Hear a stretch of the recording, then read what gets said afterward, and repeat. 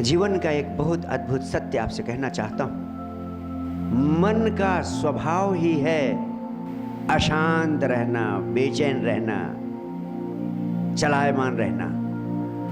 उचित होगा पहले आप समझ ले मन है क्या। मन आपके शरीर का कोई ऐसा अंग नहीं है जैसे हाथ, पैर, आंख, नाक, कान है। ऐसा आपके शरीर में कोई अंग नहीं है जिसे आप कह दे ये मन है। मन फिर है क्या? मन means mind. Mind means functioning of the brain. ये आपके मस्तिष्क की क्रिया है। ये मस्तिष्क की क्रिया क्या है? आप जो सोचते हैं, विचारते हैं, सोचना और विचारना यही मन है। यानी विचारों का समूह ही मन है। जैसे वृक्षों के समूह को कहते हैं वन, वैसे ही विचारों के समूह को कहते हैं मन। 24 घंटे आपके चित्त में विचार ही विचार, विचार ही विचार, विचार ही विचार चलते रहते हैं। ये विचारों का निरंतर चलते रहना यही मन है। अभी कलकत्ता पहुंच जाता है, फिर मुंबई पहुंच जाता है, फिर अमेरिका पहुंच जाता है। अभी सुंदर युवती के सपने देखने लगता है, फिर राजभवन के सपने देखने लगता है, कभी प्रधानमंत्री के सपने देखता है, कभी सबसे बड़े धनपति का सपना देखता है। ये विचार, ये मन का स्वभाव ही है चलायमान होना। मन का स्वभाव ही है बेचैन होना। मन का स्वभाव ही है निरंतर दौड़ते रहना।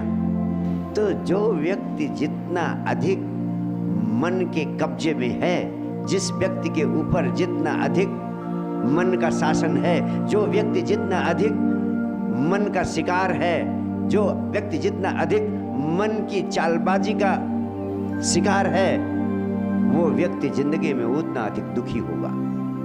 इसीलिए अध्यात्म के वैज्ञानिकों ने एक बड़ी महत्वपूर्ण बात कही है, मन माया तो एक है, मन के जाल हजार।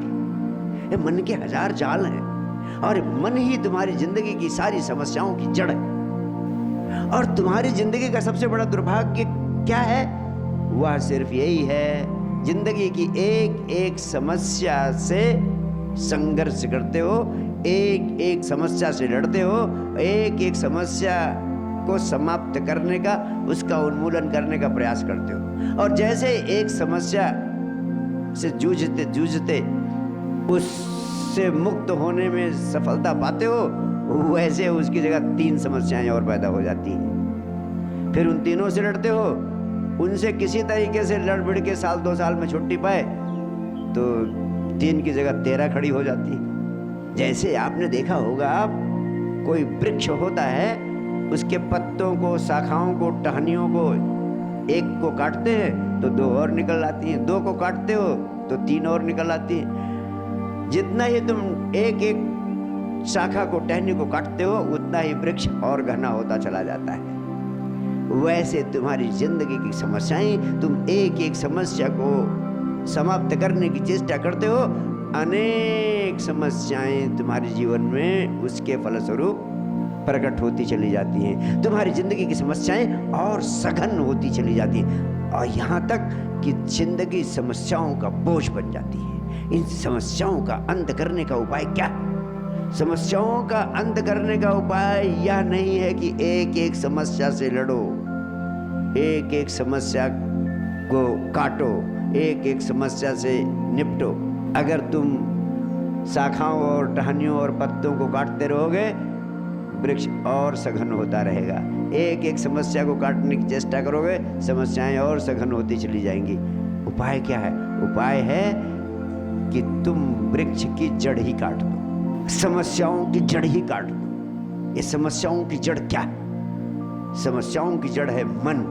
तो मन की जड़ काट देना ही अध्यात्म के वैज्ञानिकों ने कहा जिंदगी की समस्याओं से मुक्त होने का एकमात्र उपाय है। मन की जड़ काट देना।